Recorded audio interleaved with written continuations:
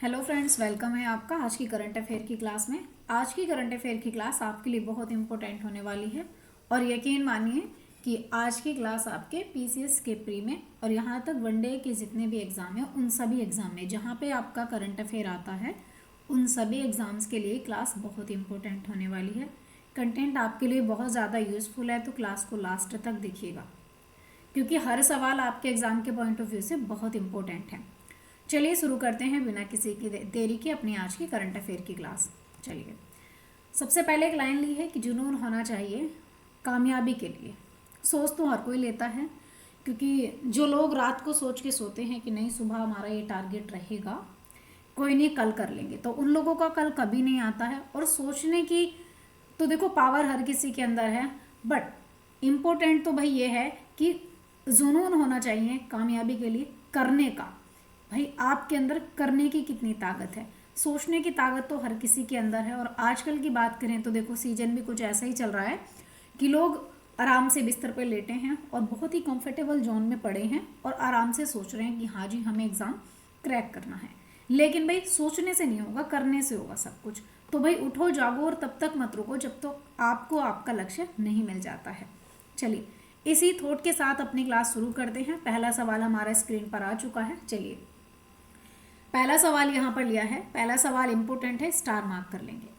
सवाल पहला यह है कि हाल ही में भारत के पहले सौर सीमा गांव बनाने वाले जो मसाली गांव है, इसकी बात करें तो मसाली गांव का जो संबंध है किससे है। यानी कि ऐसा पहला है गांव है, हाल ही में भारत का एक पहला गांव है जो सौर सीमा बना रहा है और इस गांव का नाम है मसाली गांव। तो भाई ये किसके साथ संबंध बना रहा है, कहाँ ये गांव किस राज्य का हो जाएगा। पहली बात, ये पंजाब का हो जाएगा, गुजरात का, राजस्थान का, जम्मू कश्मीर का। बात किसकी हो रही है, 100%, या मैं कहूँ कि मसाली गांव की बात हो रही है। भारत का पहला सौर सीमा बनाने वाला गांव है, यानी कि बात हो रही है जो भारत का पहला गांव है जो कैसी सीमा बना रहा है, सौर सीमा बना रहा है। ठीक है, ये पहला गांव है। और इस गांव की बात करें तो इस गांव का नाम क्या है, मसाली गांव। कौन सा हो जाएगा, गांव है आपका मसाली गांव। और इस मसाली गांव की अगर बात करी जाए तो ये कहाँ पर है, ये है गुजरात में। किस राज्य में हो जाएगा, गुजरात राज्य में हो जाएगा। ठीक है, अच्छा, इससे पहले आपको एक सवाल भी मैंने पढ़ाया था कि 100% जो है सौर संरक्षित या 100% सौर ऊर्जा से चलने वाला गांव। आपसे पूछा जाए कि भारत का एक सवाल और अगर आपसे पूछा जाए कि भारत का जो है, भारत का आपका पहला गांव, पहला ऐसा गांव जो 100% कैसा हो, सौर ऊर्जा पर हो या 100% सूर्य ऊर्जा कह सकते हैं या सौर ऊर्जा वाला पहला गांव, तो ये कौन सा हो जाएगा पहला गांव, ये है मोडेरा गांव। कौन सा हो जाएगा, तो अगर इस गांव की बात करें तो ये हो जाएगा आपका मोडेरा गांव। और ये कहाँ पर है, ये भी आपका गुजरात में है। कहाँ पर है, गुजरात में। ठीक है, अब देखिए इस मसाली गांव की बात करूं तो ये जो मसाली गांव की बात कर रही हूँ ना, ये मसाली गांव आपका गुजरात में है और ये पाकिस्तान से कुल 40 किलोमीटर की दूरी पर है। पाकिस्तान से बात करें तो जो पाकिस्तान है इससे इसकी दूरी कितनी है, सिर्फ 40 किलोमीटर ही इतनी दूरी है इसकी। ठीक है, इतनी दूरी पर स्थित ये गांव हो जाएगा। दूसरी बात यह है कि अगर यहाँ पे बात करी जाए कि 100% अगर सोलर विलेज की बात करें या सोलर की, तो सोलर सिटी किसे कहेंगे। एक सवाल बनता है यहाँ पर, सोलर सिटी किसे कहते हैं, तो सोलर सिटी क्या हो जाएगी, रांची को बोला जाता है सोलर सिटी। रांची कहाँ पड़ता है, एमपी में, मध्य प्रदेश में। अच्छा, अब एक बात बताइए, ये पाकिस्तान से कितना किलोमीटर है, 40 किलोमीटर। कौन सा गांव है, गुजरात का। तो अगर यहाँ पे बात करी जाए पाकिस्तान की, तो भाई पाकिस्तान से कितने ऐसे भारत के राज्य हैं जो सीमा साझा करते हैं, पाकिस्तान से भारत के कौन कौन से राज्य हैं जो सीमा लगाते हैं। चलिए, तो देखिए सबसे पहले 2 यूटी और आप 3 स्टेट का नाम याद रखेंगे। यानी कि आप इनको कह सकते हो कि ऐसे हमारे लिए देखो 2 यूटी आते हैं, कितने, 2 यूटी हैं और 3 स्टेट आते हैं। सबसे पहले अगर यूटी की बात करी जाए तो एक आता है लद्दाख और दूसरा आता है आपका जम्मू कश्मीर। अब अगर स्टेट की बात करें तो सबसे पहले आता है पंजाब, पंजाब के बाद आता है आपका राजस्थान, और इसके बाद में आता है गुजरात।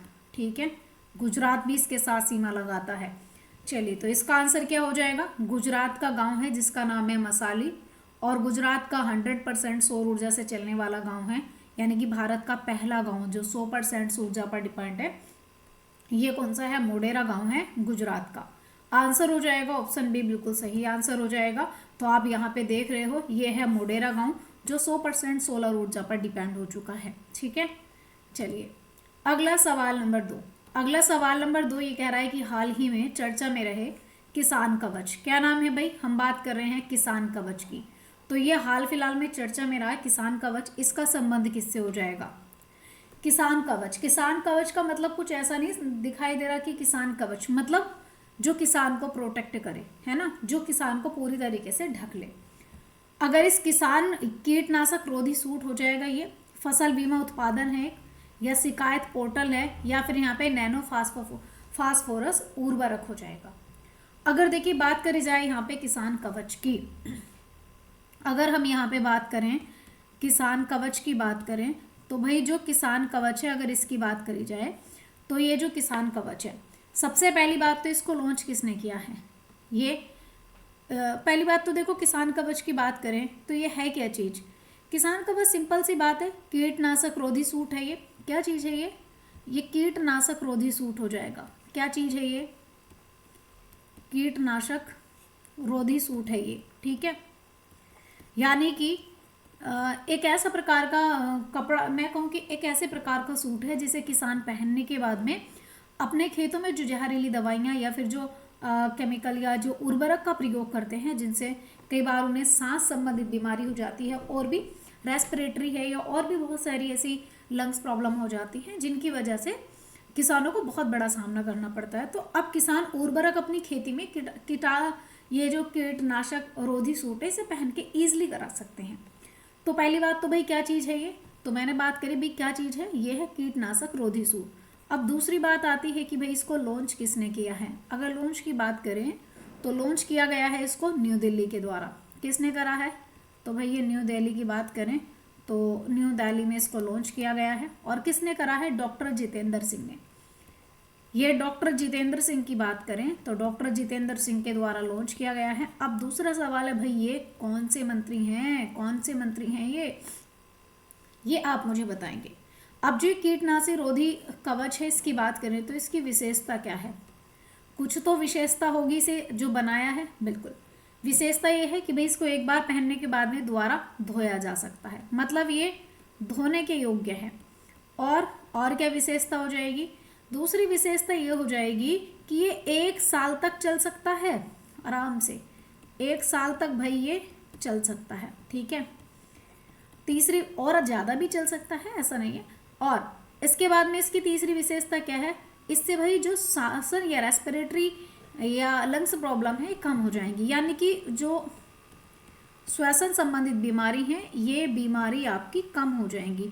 श्वसन संबंधित बीमारी कैसी हो जाएंगी? ये आपकी कम हो जाएंगी। अच्छा, इसकी कीमत कितनी है भाई? अगर इसको परचेस करने जाएं हम मार्केट में तो भाई कीमत कितनी होगी? इसकी कीमत होगी 4000 रुपये। ठीक है, चलिए भाई ये कीमत होगी इसकी, और धोने योग्य है, 1 साल चलेगा, श्वसन बीमारी इससे कम होंगी। डॉक्टर जितेंद्र सिंह के द्वारा दिल्ली से इसको लॉन्च किया गया है। कीटनाशक रोधी सूट हो जाएगा ये। आंसर क्या हो जाएगा? ऑप्शन ए इसका बिल्कुल सही आंसर हो जाएगा। ठीक है, तो आप ये देख रहे हो जिस तरीके से ये प्रोटेक्ट कर रखा है, तो इसी प्रकार का सूट है कीटनाशक। इस तरीके से ही जैसे यहाँ पे आप देखोगे पूरे तरीके से खुला आदमी है, इस तरीके से खुला नहीं रहेगा। ठीक है, चलिए अगला सवाल नंबर 3 यहाँ पे। हाल ही में भूटान के शाही सम्मान जिसका नाम है दासो, शाही सम्मान है जिसका नाम है दासो, इससे जो है इस सम्मान से किसे सम्मानित किया गया है? सूर्यवाला को, या फिर पंडित स्वपन चौधरी को, अरुण कपूर को, या फिर यहाँ पे साजी एंड करुणा को? तो भाई ये वाला जो अवार्ड है भाई, ये अवार्ड साजी अवार्ड किसको दिया गया है? चलिए दासो सॉरी।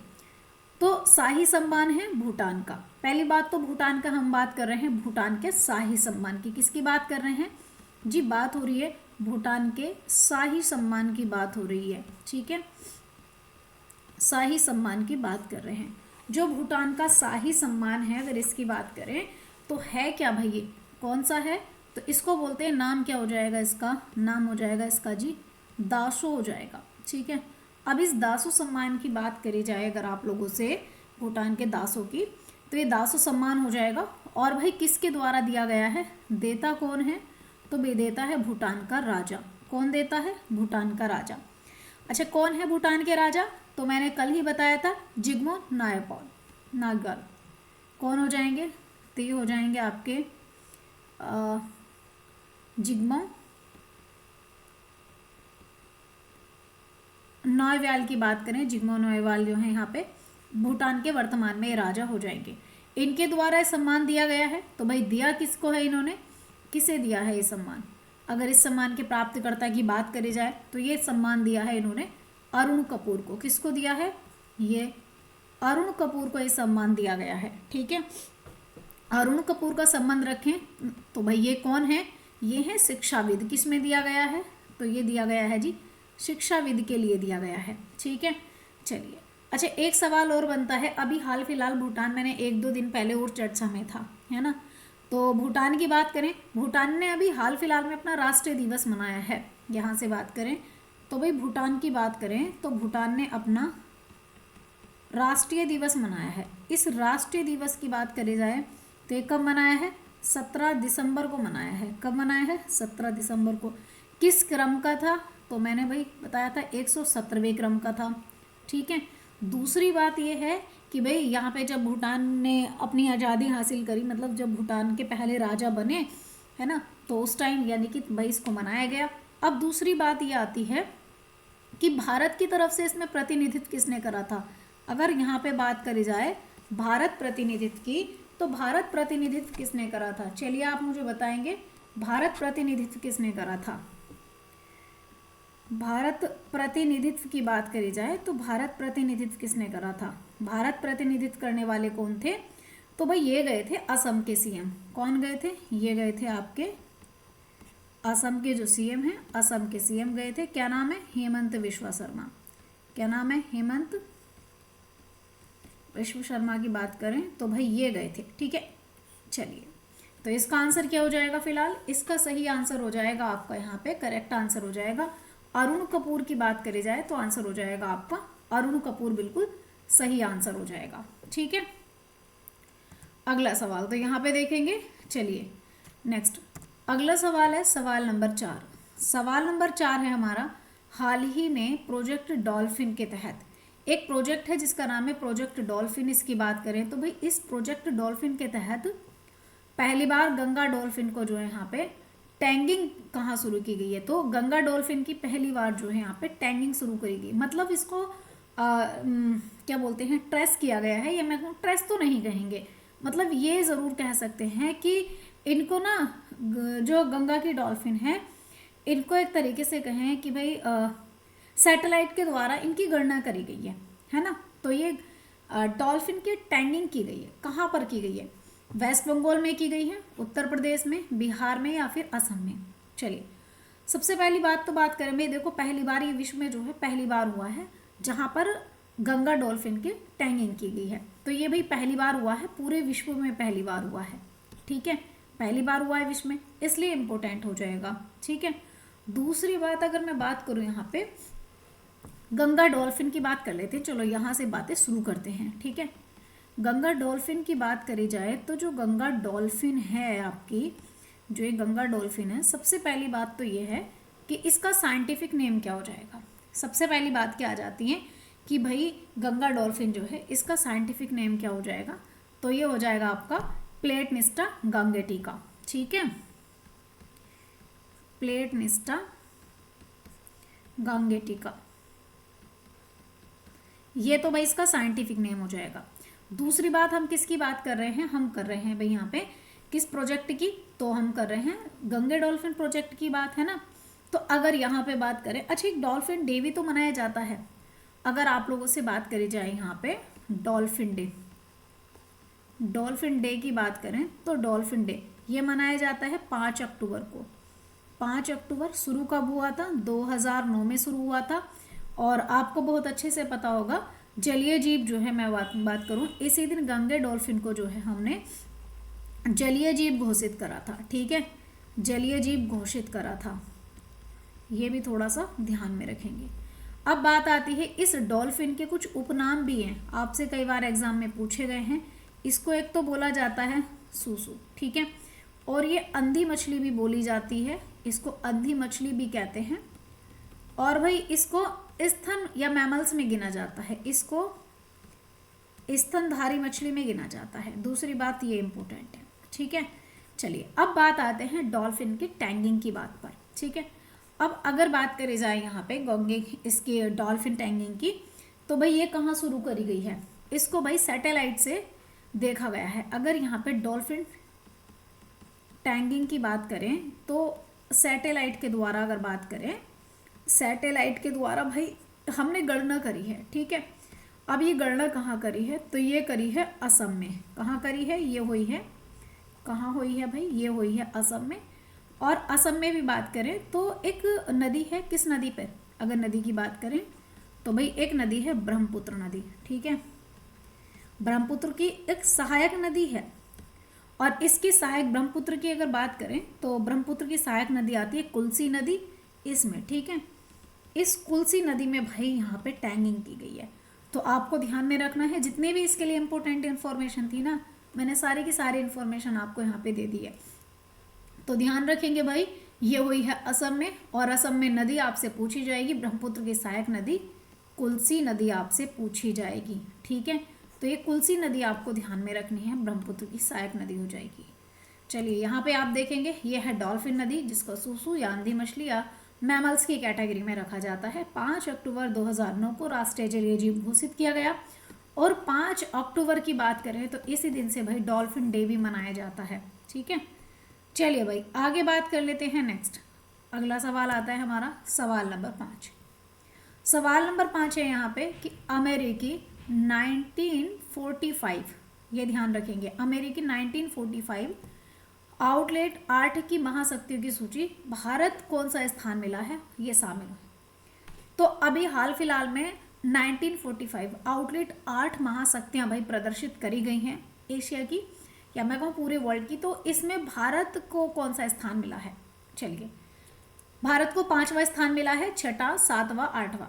चलिए अगर बात करें यहाँ पे वर्ल्ड की टॉप 8 महाशक्तियाँ, आउटलेट 8 महाशक्तियों की बात करी गई है, कितनी, तो 8 महाशक्तियाँ, और कितनी वर्ल्ड की हैं ये पूरे, ठीक है। अगर यहाँ पे वर्ल्ड की टॉप पावर की बात करी जाए, 8 महाशक्तियों की बात करी जाए, महाशक्तियों की बात करी जाए, तो चलिए इन महाशक्तियों की बात करते हैं।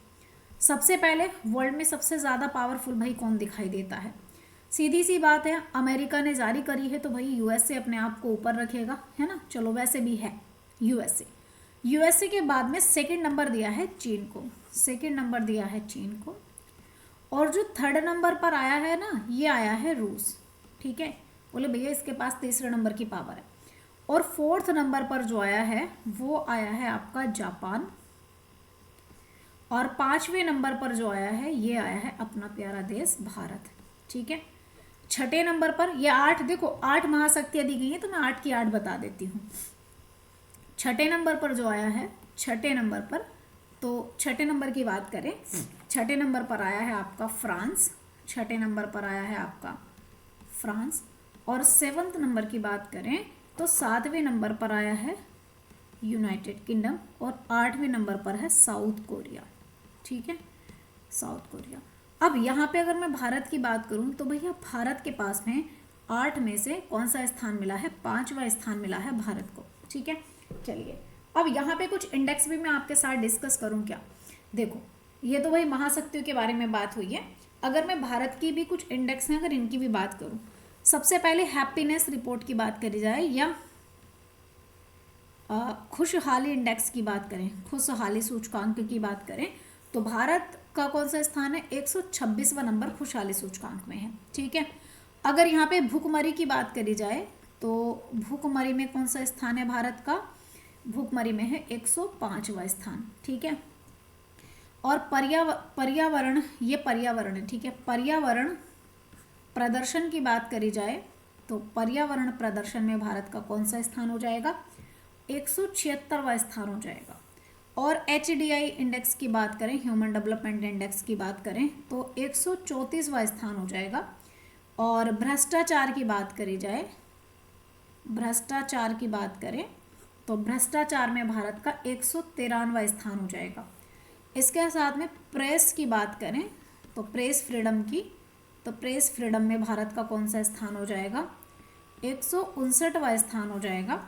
और जेंडर गैप की बात करें तो भाई जेंडर गैप में भारत का कौन सा स्थान हो जाएगा? 129वां स्थान हो जाएगा। और जेंडर इनइक्वलिटी की बात करी जाए, जहाँ पर किसकी बात करें? जेंडर इनइक्वलिटी की बात करी जाए, इक्वालिटी की बात करी जाए, तो इसमें भारत का कौन सा स्थान है? 108वां स्थान है। और भी बहुत सारे इंडेक्स हैं, किसी दिन मैं आपको एक वीडियो बना करके सारे इंडेक्स आपके साथ में साझा कर दूंगी, है ना। तो यहाँ पे आप स्थान देख लेंगे, भारत को कौन सा स्थान कहाँ पर मिला है, किस रैंक में भारत को कौन सा स्थान मिला है। ठीक है, चलिए फिलहाल अगला सवाल नंबर 6। सवाल नंबर 6 है कि हाल ही में कैंसर के लिए mRNA, ठीक है, mRNA टीका विकसित करने की घोषणा किसने करी है? कि भाई देखो, सबसे अच्छी बात तो ये है, आज तक कहते थे कि कैंसर के लिए कोई इलाज नहीं है, जबकि हाँ कैंसर के लिए थेरेपी ज़रूर होती थी, कोबाल्ट-6 यूज़ करके यहाँ पे कीमोथेरेपी करी जाती थी। लेकिन टीका की बात हो रही है कि भैया टीका बना दिया है, किसने बनाया है टीका? और रूस ने बनाया है, चीन ने, USA ने, जापान ने। ये जापान नहीं है, जापान है, ठीक है। तो चलिए भाई, किसने बनाया है? देखिए बात किसकी हो रही है भाई? mRNA टीका की हो रही है, बात हो रही है mRNA टीका की। चलिए बात करते हैं यहाँ पे सबसे पहले mRNA टीका की। mRNA टीका की बात करी जाए तो भाई एक टीका बनाया है ये, ठीक है। mRNA टीका किसके द्वारा बनाया गया है? चलिए पहले तो बात करते हैं इसका संबंध किससे हो जाएगा। इस टीके का संबंध किससे हो जाएगा? इस टीके का संबंध है कैंसर के खिलाफ, ठीक है। टीका बना है आपका कैंसर के खिलाफ, टीका बना है, पहली बात तो, ठीक है। अच्छा, बड़ा इंटरेस्टिंग सवाल है कि भाई बनाया किसने है, इसको बनाना या किसने बनाया है ये?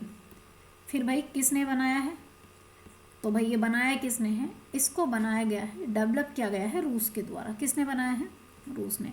इसकी राजधानी क्या हो जाएगी? मास्को इसकी राजधानी हो जाएगी। और अगर इसकी मुद्रा की बात करें तो भाई रूबल की बात करें, रूबल यहाँ पे मुद्रा चलती है।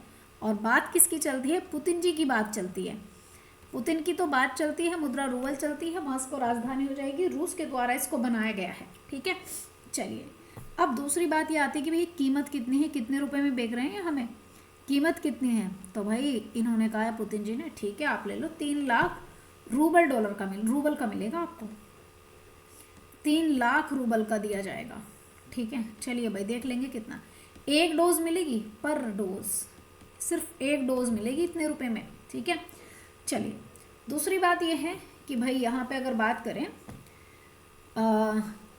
रूस के लोगों को भी क्या पैसों में मिलेगा? नहीं, रूस के लोगों को ये फ्री में मिलेगा। जो रूस के नागरिक हैं ना, रूस के नागरिक हैं, इन्हें मिलेगा भाई, फ्री में मिलने वाला है, मुफ्त में, ठीक है। चलिए अब दूसरी बात ये आती है कि कैंसर की अगर मैं यहाँ पे आप लोगों से थोड़ा सा अच्छा किसने बना दिया? रूस ने, है ना। अगर यहाँ पे मैं आपसे थोड़ा सा कैंसर को लेकर के डिस्कस करूँ तो जो कैंसर है, अगर इसकी बात करी जाए तो सबसे पहली बात तो ये कि भाई इसका अध्ययन क्या कहलाता है? इसके अध्ययन को क्या कहते हैं? ऑन्कोलॉजी कहते हैं। क्या कहते हैं? कैंसर के अध्ययन को कहा जाता है ऑन्कोलॉजी, ठीक है, ऑन्कोलॉजी। दूसरी बात यह है कि इसमें किस थेरेपी का यूज़ किया जाता है, कौन सी थेरेपी की जाती है? तो भाई इसमें जो है आपकी कीमोथेरेपी का इस्तेमाल किया जाता है, कीमोथेरेपी, ठीक है। अब तीसरी बात ये आती है, यूज़ किसका करते हैं कीमोथेरेपी में? जो कोबाल्ट-16 है ना, इसका यूज़ करते हैं। किसका? कोबाल्ट-60 का यूज़ करते हैं, कोबाल्ट-60 का। तो भाई इसका आंसर क्या हो जाएगा? ऑप्शन ए बिल्कुल करेक्ट आंसर हो जाएगा, ठीक है। तो देखो भाई रसिया इसको डेवलप कर चुका है, कैंसर के लिए यहाँ पे वैक्सीन बना चुका है, ठीक है। चलिए भाई, और अपने सिटीजन्स को क्या दे रहा है? फ्री में दे रहा है, जैसे मैंने भी आपको बताया था। नेक्स्ट अगले सवाल की तरफ चलते हैं, सवाल नंबर 7। सवाल नंबर 7 है कि 1 जनवरी 2025 से कहाँ भीख देना अपराध घोषित किया गया है। मतलब भाई आज तक आप जो देखते हो इंडिया में, मुझे लगता है इंडिया में जितने भी बड़े बड़े शहर छोड़ो, छोटे छोटे शहरों की बात करें तो इंडिया में हर छोटे से छोटे शहर के चौराहे पर भीख मांगने वाले आपको दिखाई देंगे। और नॉर्मली लोग मांग भी रहे हैं, नॉर्मली लोग दे भी भीख रहे हैं। लेकिन एक ऐसा शहर है जहाँ पे आप भीख नहीं दे सकते। अगर आपने भीख दे दी तो भाई आपको 6 महीने की सजा हो जाएगी और आपके ऊपर FIR दर्ज की जाएगी। तो भाई कौन सा शहर है यहाँ पे? इंदौर ऐसा शहर है, जयपुर है, कोच्चि है, अमरावती है। किस शहर में ऐसे भाई ये डिसीजन, इतना सख्त डिसीजन दिया गया है और क्यों दिया गया है, दोनों ही बातें हमारे लिए इम्पोर्टेंट हो जाती हैं। चलिए सबसे पहली बात की बात करें तो देखो, पहली बात तो भाई ये है कि यहाँ पर भीख देना अपराध की बात करी जा रही है ना। यानी कि अगर बात करें तो भैया एक बात कर रहे हैं हम यहाँ पे कि जो भीख देना है, भीख देना अपराध है। अभी तक बात ये कर रहे थे हम, भीख लेना अपराध है, अच्छी बात नहीं है, आपको कोई और काम कर लेना चाहिए, ऑप्शन में काम बहुत सारे हैं, आपके टैलेंट को बढ़ाया जाए। बाकी भीख लेना अपराध नहीं, भीख देना अपराध है, देने वालों के लिए है ना। चलिए देखो, भीख देना अपराध है, घोषित किसने कहा है ये? अगर बात करें तो भाई घोषित करने वाला कौन है? ये करा है इंदौर ने घोषित करा है इसको। किसने? इंदौर के द्वारा घोषित किया गया है, ऑप्शन ए। इंदौर ने कहा भैया हमारे यहाँ पे कोई भीख नहीं देगा, ठीक है। अच्छा, क्या सज़ा मिलेगी? क्या इसमें अगर भीख देता है कोई तो सज़ा मिलेगी? हाँ भाई, उस पर FRI तो होगी। दूसरी बात यहाँ पे 6 महीने की सज़ा भी होगी। 6 महीना सज़ा के तौर पे भी भैया दिए जाएंगे अगर आप भीख देते हुए CCTV कैमरे में अगर आप कैद हो जाते हैं तो, है ना। चलिए दूसरी बात है तो भैया किसके तहत ऐसा किया है? अगर ये सज़ा दी जा रही है तो किसके तहत दी जा रही है, ये बात तो दिमाग में आएगी। तो भारतीय नागरिक सुरक्षा संहिता है एक आपकी, इन्होंने कहा है भारतीय नागरिकों की सुरक्षा करनी है, भारतीय नागरिक सुरक्षा संहिता है, ठीक है। इसके तहत बात करें, भारतीय नागरिक सुरक्षा संहिता की बात करें, इसके तहत भाई एक धारा आती है 163, एक धारा है 163, इसके तहत जो है भीख देना अपराध है, ठीक है। भीख देना अपराध घोषित करा है, ठीक है, ध्यान में रखेंगे। तो ये करा है इंदौर ने। भाई क्यों ऐसा क्यों किया है? फिर क्या क्या करेंगे, क्या काम देने वाले हैं, फिर करेंगे क्या? तो भाई क्यों करा है ऐसा? अगर दिमाग में सवाल आए कि भाई क्यों करा है ऐसा, तो इनका ये है, इन्होंने कहा इंदौर ने कि भैया हम भिखारियों को पुनर्वास करेंगे, इनकी काउंसलिंग करेंगे और इन्हें काम देंगे। यानी कि इनको भैया हम काम देंगे, इनमें थोड़ा टैलेंट यानी कि इनके अंदर भाई थोड़े गुण और दे देंगे, मतलब कहने का, और भिखारी का पुनर्वास करेंगे, ठीक है, पुनर्वास करेंगे और इनको काउंसलिंग देंगे, ठीक है, काउंसलिंग देंगे जिससे भाई ये भीख न मांगे, अपना काम कुछ कर सकें, अपना काम कुछ कर सकें, ठीक है। इसके लिए ऐसा करा है। तो मुझे लगता है कि देखो भिखारी एक तरीके से, दो तरीके के भिखारी होते हैं। एक तो ऐसे हैं जो कुछ दूसरा काम करके कर सकते हैं ना, और कुछ ऐसे होते हैं जिनकी कैपेसिटी नहीं है इसके लिए। तो इंदौर ने भी इसके लिए जो है यहाँ पे बिग चैलेंज ले लिया है। अगला सवाल नंबर 8, सवाल नंबर 8 है आपका, हाल ही में उत्तर भारत में पहली बार दुर्लभ रोटन फ्रीडेल्ट, एक चमगादड़ है ये, ठीक है, रोटन फ्रीडेल्ट चमगादड़ है, ये कहाँ पर देखी गई है? पहली बात तो देखो जहाँ पे देखी गई है ना, यहाँ पे भाई इसका कोई स्थान नहीं है, यहाँ पे मिलती नहीं है ये, लेकिन देखी गई है। चलो, नई दिल्ली में, उत्तर प्रदेश में, चंडीगढ़ में, हरियाणा में। चलिए अब बात करते हैं इसकी। तो यहाँ पे फ्रीडेल्ट चमगादड़ की बात हो रही है, एक रोटन फ्रीडेल्ट चमगादड़ है, ठीक है। इस चमगादड़ की बात करें तो ये जो चमगादड़ है, अगर इसकी बात करी जाए आपके सामने, तो पहली बात तो ये है कहाँ देखी गई है, कहाँ पर देखी है ये, मतलब इसका एरिया नहीं है, ये सिर्फ यहाँ पे देखी गई है। कहाँ पर देखी गई है? तो ये देखी गई है उत्तर भारत में। कहाँ पर? ये उत्तर भारत में देखी गई है, मतलब भाई ये उत्तर प्रदेश में देखी गई है, और यमुना बायोटिक पार्क में। कहाँ? जो यूपी में आपका यमुना बायोटिक पार्क है, इस यमुना बायोटिक पार्क में ये देखी गई है, पहली बात। दूसरी बात क्या है? भाई कहाँ फिर ये यहाँ पर देखी गई, लेकिन मिलती कहाँ पर है ये, मिलती कहाँ पर है, ये कहाँ देखने के लिए मिलती है, तो ये मिलती है पश्चिमी घाट में देखने के लिए मिलती है।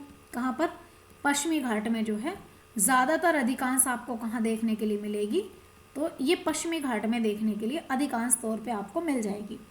अब दूसरी बात ये आई है कि जिसकी विशेषता क्या है, ये आपको यहाँ में सबसे अलग क्यों दिखाई दी है, तो इसकी एक विशेषता है। पहली बात तो भाई इसका जो शरीर है ना, इसका जो शरीर है ये बड़े आकार का है, ठीक है। और दूसरी बात ये है कि भाई इसके जो कान है ना ये और बड़े हैं, ये भी बड़े आकार के हैं, और इसीलिए इसको जो उत्तर भारत में मिलने वाली चमगादड़ हैं उनसे अलग दिखा गया है। तो आंसर हो जाएगा ऑप्शन बी, यानी कि दुर्लभ। यहाँ पे जो रॉटन फ्री डेड चमगादड़ है तो ये देखी गई है उत्तर प्रदेश में, ठीक है। देखो आप, एक तो बड़ी होती है और ऊपर से देख रहे हो आप इतने बड़े बड़े कान हैं इसके, इतने बड़े बड़े, या छोटे छोटे कान देखे जाते हैं, एक तो इतने बड़े बड़े कान हैं और इसका शरीर भी बहुत बड़ा है। ये है आपकी चमगादड़, ठीक है।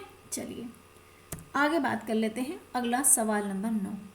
सवाल नंबर 9 है आपका, हाल ही में वर्ष 2025 में 12वीं विश्व, यहाँ पे पैरा एथलेटिक्स चैंपियनशिप के बारे में बात कर रहे हैं। तो 12वीं विश्व पैरा एथलेटिक्स चैंपियनशिप ये किसके लिए मेजबान घोषित किया है, यानी कि इसके लिए भाई किसे मेजबान, इसके लिए किसको मेजबान घोषित किया है, यूएसए को, फ्रांस को, भारत को, जापान को। चलिए बताएंगे। बात हो रही है विश्व पैरा एथलेटिक्स चैंपियनशिप की, किसकी बात कर रहे हैं, यहाँ पे हम बात कर रहे हैं विश्व पैरा एथलेटिक्स की, एथलेटिक्स की बात कर रहे हैं, चैंपियनशिप की, ठीक है। ये चैंपियनशिप की अगर बात करें तो ये चैंपियनशिप भाई कहाँ पर हो रही है ना। चलिए अच्छा, आपसे इसका क्रम भी पूछ लेगा तो आपको ये भी ध्यान में रखना है, ठीक है। चलिए तो पहली बात तो देखो यहाँ पे बात करें हम, तो जो आपकी विश्व पैरा एथलेटिक्स चैंपियनशिप है, अगर इसकी बात करें तो भाई ये किस क्रम की हो रही है, पहली बात तो किस क्रम की है, ये 12वें क्रम की है और 2025 में होनी है, ठीक है। अच्छा दूसरी बात ये कि भाई इसको होस्ट कौन कर रहा है, होस्ट कौन कर रहा है, इसको होस्ट कर रहा है भाई आपको नई दिल्ली, नई दिल्ली में, यानी कि भारत इसको होस्ट कर रहा है।